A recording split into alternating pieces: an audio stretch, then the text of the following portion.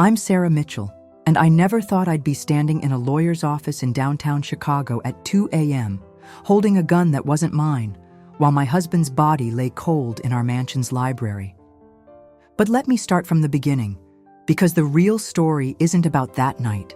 It's about the 3 months that led to it, and the $50 million secret that destroyed everything I thought I knew about love, family, and trust. It was a Tuesday, morning in October when my world first started cracking. I was 38, living what everyone called the perfect life in Winnetka, Illinois.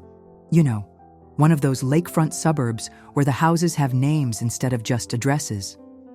I was a successful pharmaceutical sales director, pulling in 6 figures, married to David Mitchell, a charming investment banker who could make anyone believe the sun rose just for them. We'd been together for 2 years, and I thought I'd finally found my forever. That morning, I woke up to David making me coffee, something he never did. He was standing by our kitchen island, designer suit already perfect, holding out my favorite mug with that $1 million smile that had first caught my attention at a charity gala. "Morning, beautiful," he said, but something in his voice felt rehearsed, like he was reading lines from a script I hadn't seen. "You're up early," I said, accepting the coffee. It was perfect, exactly how I liked it, with just a hint of vanilla creamer. But David drinking his black coffee and watching me over the rim of his mug felt different somehow. Predatory. I shook off the feeling. After losing my first husband Marcus in Afghanistan 3 years earlier, I'd become hypersensitive to changes in behavior. Paranoid, my therapist called it, a survival mechanism. David kissed my forehead, lingering just a second too long. "Dad called last night," he said casually, but I caught the tightness around his eyes. "He wants us to come to the house this weekend, family dinner." His father, William Mitchell, was a real estate mogul who owned half the commercial properties in downtown Chicago. David had always been vague about their relationship, something about old wounds and unmet expectations. I'd only met William twice, both times briefly, both times feeling like I was being evaluated for something I didn't understand. "Is everything okay?" I asked, but David was already grabbing his briefcase, that practiced smile back in place. "Everything's perfect, Sarah. Trust me." He paused at the door, turning back with an expression I couldn't read. "By the way, I invited my brother James to join us this weekend. Haven't seen him in months." James, the family black sheep, the one who'd been cut off from the family fortune after some scandal David never fully explained. This was getting stranger by the minute, but here's what I didn't know that morning. What would have changed everything? If I had, David had been lying to me about almost everything from the day we met. The charity gala where we'd supposedly had that fairy tale first encounter? He'd researched me for weeks beforehand, knew about Marcus, knew about the $500,000 life insurance settlement I'd received, knew I was vulnerable, wealthy, and desperately wanting to believe in love again. That perfect morning coffee. He'd been practicing making it exactly right for 3 weeks, timing his move for maximum impact. And William Mitchell's weekend invitation? It wasn't about family bonding. It was about finalizing a plan that had been in motion since before David and I ever said, "I do." Brief call to action moment. If you're already hooked by Sarah's story, hit that subscribe button now, because what happens next will change everything you think you know about family loyalty and betrayal. And trust me, you won't see the twist coming. That weekend, as we drove up the circular driveway to William's estate in Lake Forest, I felt a chill that had nothing to do with the October wind coming off Lake Michigan. The house was a monument to wealth. 30 rooms of stone and glass that seemed to loom over everything around it. David's hands were tight on the steering wheel, and for the first time since I'd known him, he looked nervous. "Remember," he said, parking between a Bentley and a Tesla, "Dad can be intense. Just be yourself, but maybe don't mention how much money you make or the insurance settlement. He's funny about money." I should have asked why. Should have. Demanded to know what game we were walking into. Instead, I squeezed his hand and said, Whatever you need." God, I was such a fool. William Mitchell answered the door himself, which surprised me. A man worth hundreds of millions, and no staff? He was tall like David, but where David was all smooth charm, William radiated something harder. Calculating. "Sarah," he said, taking my hand in both of his. "So wonderful to see you again. Come in, come in. James is already here." The house felt like a museum, everything perfectly placed, nothing that suggested actual people lived there. We found James in the library, and I immediately understood why he was the family outcast. Where David and William wore their wealth like armor, James looked broken, thin, nervous, wearing a suit that had seen better days. But when he looked at me, his eyes were kind, worried. "Sarah," he said, standing to shake my hand, "David's told me so much about you." Something in his tone made me glance at David, who was suddenly very interested in the books on William's shelves. "All good things, I hope," I said, and James gave me a smile that didn't reach his eyes. "Oh yes, very good things." Dinner was a production, 5 courses served in a dining room that could have seated 20, but felt intimate with just the 4 of us. William dominated the conversation, asking me about my work, my background, my late husband. Every question felt like a test, and I couldn't shake the feeling that I was failing in ways I didn't understand. "Sarah," William said over dessert, "David tells me you're quite successful. Pharmaceutical sales, wasn't it? That must be lucrative." David's fork froze halfway to his mouth. "Dad," he started, but William held up a hand. "I'm just making conversation with my daughter-in-law. No harm in that." But the way he said daughter-in-law made my skin crawl, like he was tasting something bitter. "I do well," I said carefully, "but I'm sure it's nothing compared to your success, Mr. Mitchell." He laughed, but it was cold. "Oh, you'd be surprised, Sarah. Success is relative. Take James here. He used to be very successful too. Until he made some poor choices." James flinched like he'd been slapped, and David stared at his plate. "Dad," David said quietly, "maybe we should..." "Should what?" William's voice was sharp now, all pretense dropped. "Should pretend that success doesn't matter? That family loyalty doesn't matter?" The silence stretched until James spoke, his voice barely above a whisper. "Sarah, can I show you something? In the garden?" David started to object, but James was already standing. "Just for a minute. I think you'd appreciate the rose garden." Outside in the crisp October air, James turned to me with desperate eyes. "Sarah, I need to tell you something about this family, about David, about why you're really here." But before he could say another word, David appeared at the French doors. "Everything okay out here?" His voice was light, but his eyes were deadly serious. "James was just showing me the roses," I said, but James was already backing away. "Yes," he said, "just the roses, beautiful this time of year." The moment was gone, but the warning in James's eyes burned into my memory. That night, in the guest room David and I shared, I couldn't sleep. "David," I whispered, "is everything okay with your family?" James seemed like he wanted to tell me something. David rolled over, and in the moonlight, I saw something in his face I'd never seen before, something cold. "James has problems, Sarah. Mental health issues. Dad had to cut him off because he was becoming unstable. You can't trust anything he says." But I was already starting to realize that the person I couldn't trust was lying right next to me. The next morning, William asked to speak with me privately. In his study, walls lined with awards and photos of him with mayors and governors, he offered me coffee and a chair across from his massive desk. "Sarah," he began, "I want to talk to you about the future. David's future, your future together." "Of course," I said, though every instinct screamed at me to run. "I love David very much." William smiled, but it was a predator's smile. "I'm sure you do. and I'm sure you'll want what's best for him, for both of you."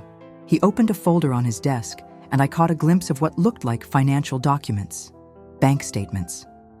"Sarah, I'm going to be very direct with you. I'm dying." The words hit like a physical blow. "Mr. Mitchell, I'm so sorry. I had no idea." He waved away my sympathy. "Pancreatic cancer, 6 months, maybe less. The point is, I need to make arrangements for my sons, for their wives." He leaned forward, and I smelled expensive cologne and something else. Something that reminded me of hospitals, of death. "David will inherit everything, Sarah. The business, the properties, the investments. We're talking about nearly $50 million. My mouth went dry. $50 million. "But," William continued, "there are conditions, legal conditions, family conditions." He slid a document across the desk. "I need you to sign this. A prenuptial agreement, retroactive to your marriage. It protects the family assets, ensures they stay in the Mitchell name." I stared at the papers, my hands shaking. "David and I didn't sign a prenup when we married." "No," William said, "you didn't. Which is why we need to correct that now. Before I'm gone, before the inheritance becomes an issue." Something in his tone made me look up sharply. "What kind of issue?" William's smile never wavered, but his eyes went deadly cold. "The kind where a gold-digging widow might try to claim half of everything my son worked for. The kind where family loyalty gets tested." I left William's study feeling like I'd been punched in the stomach. Gold-digging widow? The words echoed in my head as I found David waiting in the hallway, that concerned husband expression perfectly in place. "How did it go?" he asked, taking my arm. "Your father wants me to sign a retroactive prenup," I said, studying his face. For just a split second, I saw something flicker across his features. "Relief?" "Oh," he said, "Dad's always been cautious about money. It doesn't mean anything personal." But it felt personal. It felt like a trap. On the drive back to Chicago, David was quiet, focused on the road with unusual intensity. Finally, I couldn't stand it anymore. "David, were you planning to tell me about your father's cancer?" His hands tightened on the steering wheel. "He asked me not to, said he wanted to tell you himself, in his own way." "And the inheritance? Were you planning?" To mention $50 million, he pulled over on Lake Shore Drive, right there with Lake Michigan stretching out gray and endless beside us. "Sarah," he said, turning to face me, "I didn't want money to change things between us. I didn't want you to feel, I don't know, like I was using you or something." The irony of those words would haunt me later. "I love you for you," he continued, "not because of what you bring to the marriage financially." I wanted to believe him. God, how I wanted to believe him. "Then why does the prenup matter?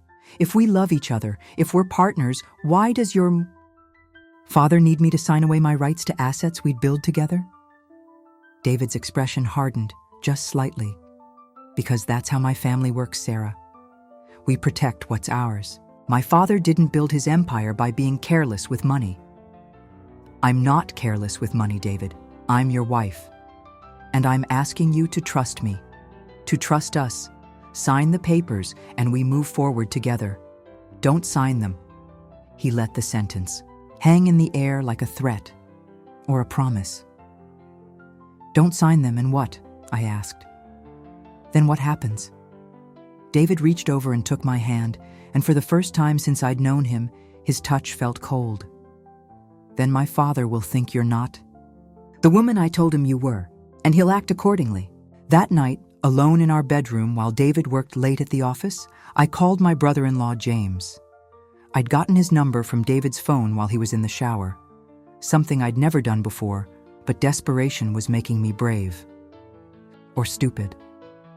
"James," I said when he answered, "it's Sarah. We need to talk." "Sarah?" He sounded shocked. "How did you get this number?" "David's phone. James, I need to know what you were trying to tell me yesterday. About the family, about David. Silence stretched so long I thought he'd hung up. Sarah, he finally said, meet me tomorrow. Lincoln Park Zoo by the Lion House, 2 o'clock. And Sarah, don't tell David. I spent the next day in a haze of anxiety and dread, going through the motions at work while my mind raced. What was James going to tell me? What didn't I know about the man I'd married, the family I'd joined? At 2 o'clock sharp, I found James, standing in front of the lion exhibit, looking more nervous than the tourists around us. Thank you for coming, he said without preamble. I wasn't sure you would. James, what's going on? What was David talking about when he said you had mental health issues? James laughed, but it was bitter. Mental health issues, that's rich. No, Sarah, my only mental health issue was growing up in that house with that man. He turned to face me fully, and I saw desperation in his eyes. Sarah, everything about your marriage is a lie.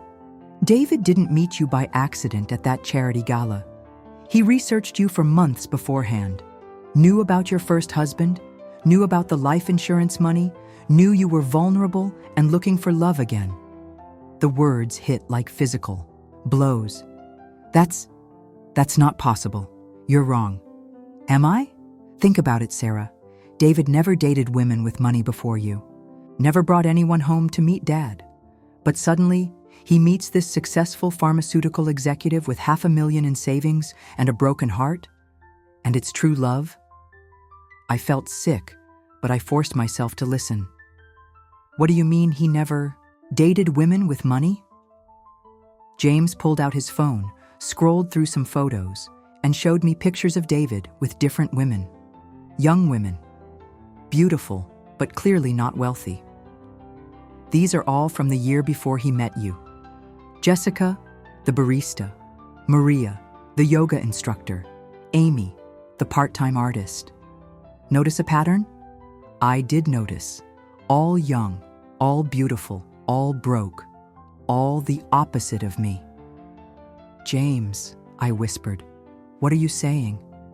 I'm saying my brother and my father are running a long con, Sarah, and you're the mark.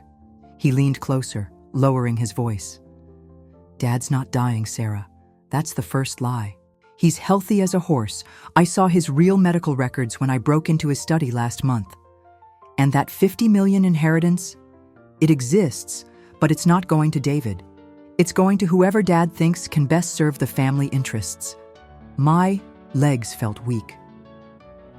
I grabbed the railing in front of the lion exhibit, watching the big cats pace behind the glass, caged, just like I was starting to feel. But why? Why would they do this? Because Dad's getting old, and he wants to ensure the family legacy. He's been looking for the right daughter-in-law for years. Someone successful, someone with their own money, someone who could contribute to the Mitchell empire. David's job was to find that woman and marry her. And the prenup? James's expression grew grim. That's not a prenup, Sarah. I've seen a copy. It's a contract that gives the Mitchell family complete control over your assets in case of death or divorce. Sign it, and you become a Mitchell family employee. Don't sign it. Don't sign it, and what? And you become a Mitchell family problem. And Dad has ways of dealing with problems. I drove home in a daze, James's words echoing in my head like a death sentence. Everything about my marriage was a lie. David had played me from day one, and I'd fallen for it completely. But as I pulled into our driveway, I forced myself to think clearly. If James was telling the truth, and every instinct screamed that he was, then I was in real danger. The Mitchells didn't just want my money. They wanted complete control over my life. David was waiting in the kitchen when I walked in. That perfect husband smile in place. Hey, beautiful, how was your day? For the first time in our marriage, I looked at him and saw the performance. The calculated charm, the practiced expressions. How had I been so blind? It was fine, I said, setting down my purse and watching his eyes track my movements. David, I've been thinking about the prenup. His expression sharpened almost imperceptibly. "Oh, and?" "I have some concerns. I'd like to have my own lawyer review it before I sign anything." The mask slipped, just for a second, but I saw it. Cold anger flashed across David's features before he got control again. "Sarah, that's going to hurt my father's feelings. He's dying, and you want to lawyer up against his final wishes? It's just due diligence, David. Any lawyer would advise their client to review a document like this." David moved closer, and for the first time in our marriage, I felt afraid of my own husband. "Sarah," he said, his voice soft but somehow menacing, "my father is offering us $50 million. $50 million. Do you understand what that means? What that could do for our future?" "I understand the number, David. What I don't understand is why it comes with conditions that benefit your family and put me at risk." He laughed, but it was harsh. "Put you at risk? Sarah, you're going from being a pharmaceutical sales rep to being worth $50 million. How is that putting you at risk?" "Because the contract gives your family control over my assets too. My savings, my investments, even my salary. Everything I worked for before I met you." David's expression went completely cold. "Everything you worked for? Sarah, you've got $500,000 from your dead husband's life insurance. That's not exactly building an empire through your own efforts." The cruelty in his voice took my breath away. He was attacking Marcus, my first marriage, the one real love I'd known before this elaborate deception. "Get out," I whispered. "What?" "Get out of this house. Get out now." David's demeanor changed instantly, the mask snapping back into place. "Sarah, honey, I'm sorry. That was out of line. I'm just stressed about Dad's condition, about the inheritance, about making sure we're set up for the future." But I was done being manipulated. "David, I want you to leave. Tonight. We need space to figure this out." He stared at me for a long moment, and I saw him calculating, trying to figure out his next move. "Fine," he said finally. "I'll stay at Dad's place tonight. But Sarah, think carefully about what you're throwing away. This opportunity won't come again." After he left, I double-locked the doors and called James. "He's gone," I said when he answered. "David's gone. What do I do now?" "Now," James said grimly, "we figure out how to keep you alive long enough to get out of this mess." "What do you mean, alive?" But even as I asked, I knew.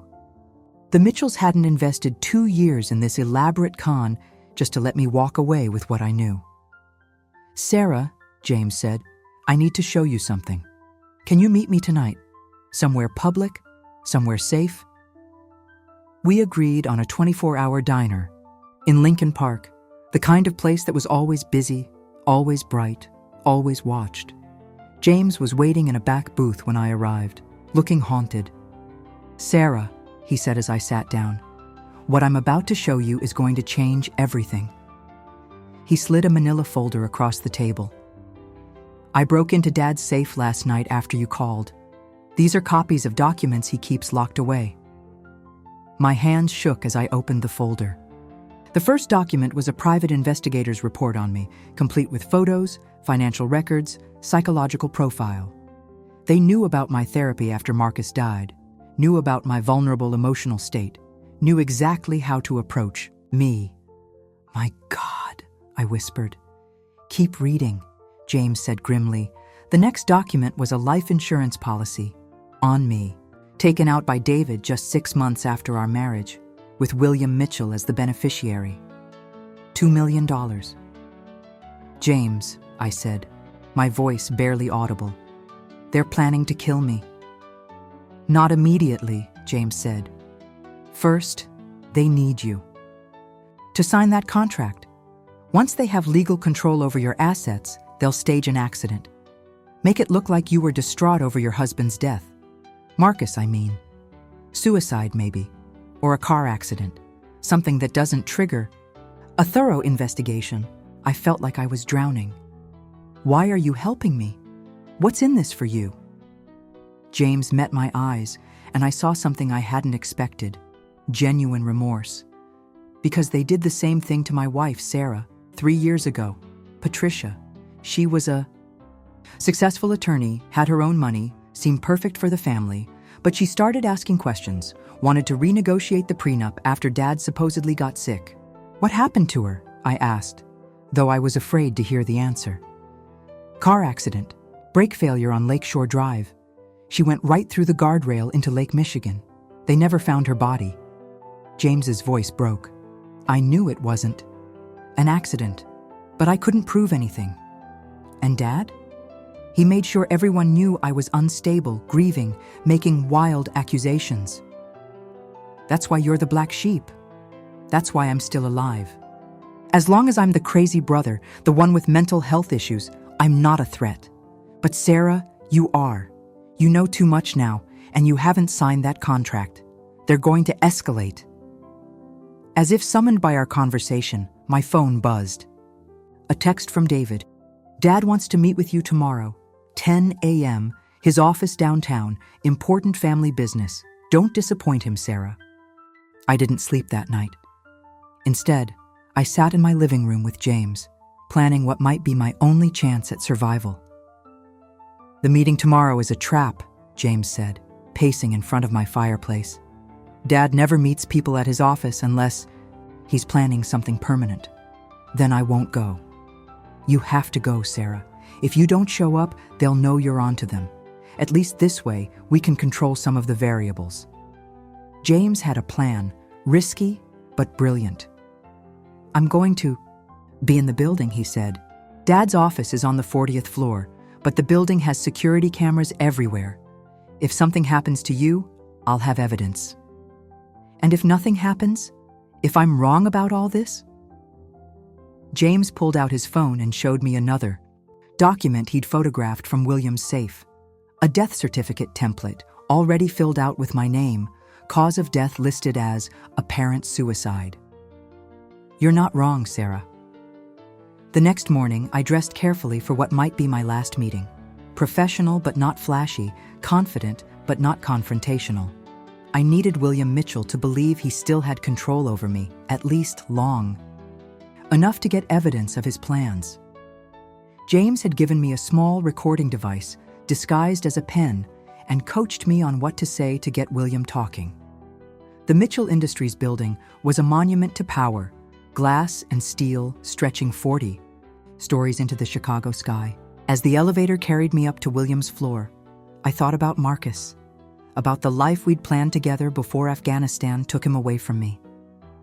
I thought about the woman I'd been before grief made me vulnerable, before I'd let loneliness cloud my judgment. That woman wouldn't have fallen for David's act. That woman would have fought. William's secretary, a sharp-eyed woman who looked like she could hide bodies in her spare time, led me to his office without a word. The space was designed to intimidate, floor-to-ceiling windows overlooking the city, dark wood and leather furniture, awards and photographs covering every wall. William Mitchell sat behind a desk the size of a small car, wearing a perfectly tailored suit and a smile that never reached his eyes. Sarah, he said, standing to greet me, you look lovely. Please sit down. He gestured to a chair across from his desk, positioned so the morning sun would be in my eyes. I trust you've had time to consider our conversation from the weekend? I have, I said, settling into the chair and trying to look nervous. It wasn't hard. Mr. Mitchell, I want to do what's best for David, for our marriage. But I have some questions about the contract. William's smile grew sharper. Questions? How refreshing. David said you were intelligent. Ask away. I pulled out the recording pen, setting it casually on the desk as I opened my purse. The contract seems to give the Mitchell family significant control over my assets. Not just David's inheritance, but my own money, my career earnings, everything. That's correct, William said without hesitation. The Mitchell family has been building wealth for 3 generations, Sarah. We don't take risks with family assets. Every dollar you earn, every investment you make, it all affects David's future. Our future. He leaned forward, and I smelled that hospital scent again. Not sickness, antiseptic, like someone who'd spent time around death. But what if David and I divorce? What happens to my assets then? William's laugh was cold. Divorce? Sarah, the Mitchell family doesn't divorce. We make commitments and we honor them, till death do us part, as they say. The way he emphasized death made my blood freeze. I forced myself to stay calm, to keep him talking. And if something happened to me? An accident? An illness? Well, William said, pulling out a folder from his desk. That's why we plan ahead. David would be devastated, of course, but he'd be taken care of. Your life insurance would ensure his financial security, and your other assets would remain in the family as a tribute to your memory. Life insurance? I tried to sound confused, rather than terrified. I don't remember taking out any large policies. William's smile was predatory now. Oh, but you did, my dear. David took care of that paperwork right after your wedding. $2 million, with him as the primary beneficiary. Standard procedure for young married couples. The casual way he said it, like he was discussing the weather, made my skin crawl. I see. And if I don't sign the contract today? William's expression didn't change, but something shifted in the air. The pretense dropped away, and I saw him clearly for the first time. A predator who'd been playing with his food. Sarah, he said, his voice soft but deadly. I don't think you understand the position you're in. My family has invested considerable time and resources in your relationship with David. We've built a future that depends on your cooperation. If you're not willing to be part of that future, he let the sentence hang in the air. Are you threatening? Me, Mr. Mitchell? Threatening? He laughed. My dear, I'm explaining reality. You have two choices. Sign the contract and enjoy the benefits of being a Mitchell, or refuse to sign and face the consequences of breaking faith with this family.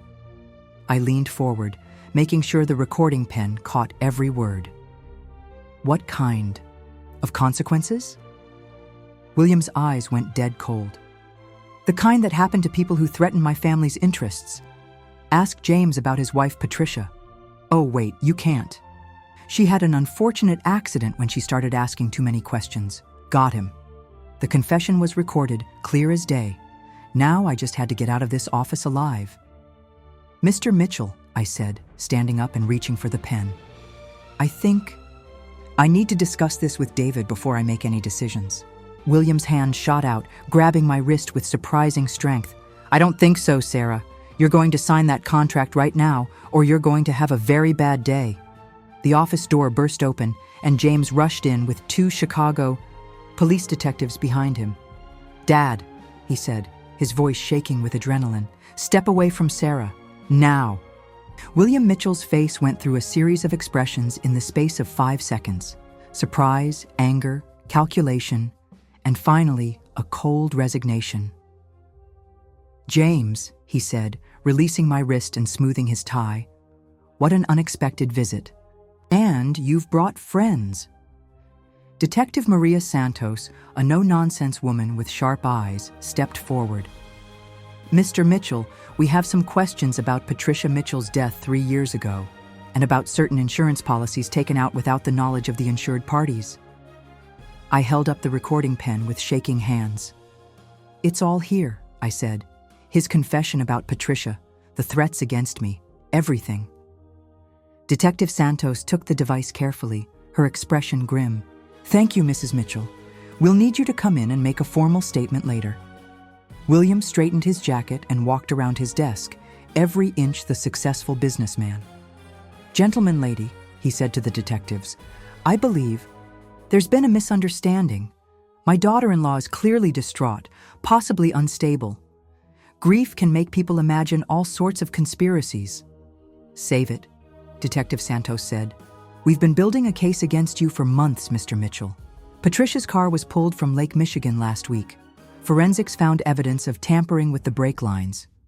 William's composure cracked for the first time. That's impossible. The car was never found. "We found it, Dad," James said, his voice stronger than I'd ever heard it. "I hired private investigators with Patricia's life insurance money, the money you thought was yours." As they led William away in handcuffs, he turned back to me one last time. "This won't stand, Sarah. I have lawyers, influence, connections. You have no idea what you've started." But his threats felt empty now, the power of the Mitchell name broken by the cold reality of police custody and recorded confessions. David was arrested at our house that evening, caught trying to remove documents from William's study. The police found enough evidence to connect him to his father's schemes: forged insurance applications, fake medical records for William's supposed cancer, detailed surveillance reports on me from before we'd ever met. The fairy tale romance that had swept me off my feet was revealed as an elaborate con game, executed by professionals. The trial lasted 6 months. William Mitchell was convicted of murder in Patricia's death and conspiracy to commit murder in mine. David pled guilty to insurance fraud and conspiracy, testifying against his father in exchange for a reduced sentence. The details that came out during testimony were stomach-turning. I wasn't their first victim, just their most recent. The Mitchell family had been running variations of this con for over a decade, targeting wealthy widows and successful single women throughout the Midwest. James testified as the star witness, revealing years of abuse and manipulation by his father. The mental health issues William had used to discredit him were actually the result of psychological torture, designed to keep James compliant and isolated. Patricia hadn't been James's wife. She'd been David's first victim, a successful patent attorney who'd started asking too many questions about the family's business practices. I moved out of Chicago after the trial, couldn't stand to stay in a city that held so many lies and false memories. I found a small house in Portland, Oregon, near the mountains where the air is clean and the people don't ask too many questions about why a woman might want to start over completely. The money from the insurance policy David had fraudulently taken out on me went to a foundation I started for women escaping domestic abuse. Seemed fitting to turn his weapon against me into something that could protect others. James and I stay in touch. He's doing better now, working as a counselor for abuse survivors, using his experience with his father's manipulation to help others recognize the warning signs. He never remarried, says he's not sure he'd trust his judgment about people anymore. I understand that feeling. As for me, I'm learning to trust again, slowly. I started dating a forest ranger named Mike last month. Not exactly the glamorous life I thought I wanted, but he's real in a way that feels solid after so much deception. He doesn't know about my past yet, doesn't know about the millions of dollars sitting in my accounts, or the headlines that made me briefly famous as the widow who brought down the Mitchell crime family. Maybe I'll tell him someday. Maybe I won't. For now, it's enough to wake up each morning in a house that's truly mine, drinking coffee I make for myself, planning a day that belongs entirely to me. The nightmares have mostly stopped. The dreams where I'm trapped in William Mitchell's office, where David's charming smile turns predatory, where I sign that contract and disappear into the machine of their family's greed. I still check my locks twice before bed, still feel a chill when someone pays me too much attention too quickly. But I'm alive and I'm free, and sometimes that feels like victory enough. The hardest part wasn't discovering that my husband was a fraud. It was realizing how desperately I'd wanted to believe in love again, that I ignored every red flag, every instinct, every warning sign. Grief had made me vulnerable, but it was hope that made me blind. The hope that someone could love me, not for what I had, but for who I was. The cruel irony is that David did see exactly who I was, a lonely widow with money and a heart ready to trust again. He just saw me as prey instead of a person. I've learned that real love doesn't rush you into signing contracts or moving too fast. Real love doesn't come with conditions that benefit one family while putting you at risk. Real love doesn't require you to ignore your instincts or silence your questions. The William and David Mitchells of this world count on our loneliness.